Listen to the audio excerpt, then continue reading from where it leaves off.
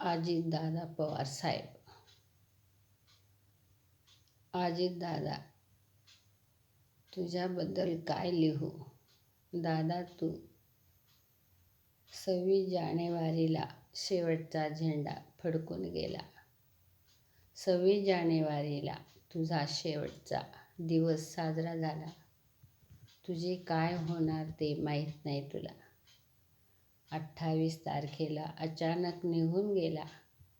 आईचा अभिमानाचा मुलगा अजितदादा. मुख्यमंत्री, आईला गर्व किती. जिव्हाळ्याचे 2 मुलं. दादा, तुझी साथीदार पत्नी, तिला सोडलं. अचानक सोडून गेला.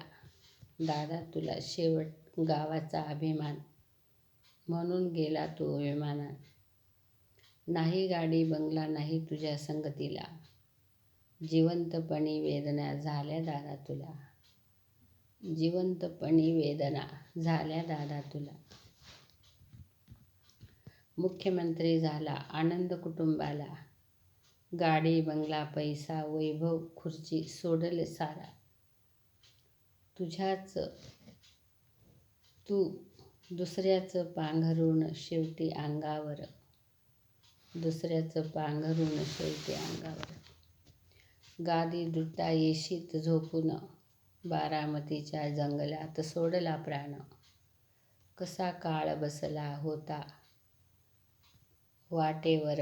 सर्व गावाचे लोक वाट पाहत होते आतुर. दादा, तुमचा शेवटचा क्षण कठीण. कधी सारं येऊ नये असा प्रसंग कोणावर. जंगलात कधी विद्वान माणस जंगलात झाला जाळून खास. दादा, तुम्ही लाडक्या बहिणीसाठी किती प्रयत्न. गोरगरिबाला दिले पैसे मिळून. बहिणीचा आशीर्वाद होता पाठीवर.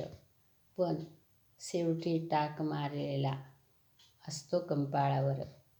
चांगल्या माणसाचं दुर्दैवी मरण कधी कोणाच्या नशिबात स्वप्नात. टीव्ही मोबाईलवर पाहून कसं आलं घडून. ही घटना खोटी असेल असं करत होतं माझं मन. खूप कमवून ठेवलं. गाड्या घोड्या बंगला वैभव सारं. शेवटी काय झालं.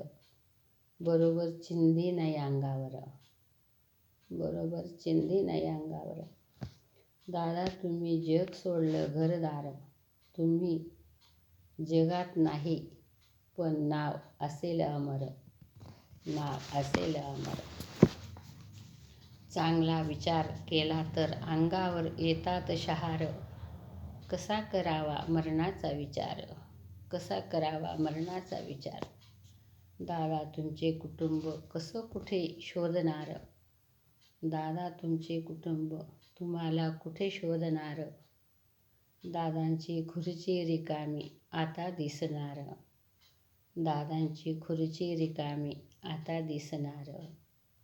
जरी तुम्ही सोडून गेले जग सारं तरी नाव तुमचं असेल अमर. असेल अमर. खूप वाईट घटना. अजितदादा पवार साहेब, तुमच्यावरून कविता कशी लिहू. मनाला हुरहुर लागून गेले. असं मरण कोणाला नको. प्राणी पक्षी राक्षसाला सुद्धा नको. माझ्या कविताला लाईक करा, कमेंट करा.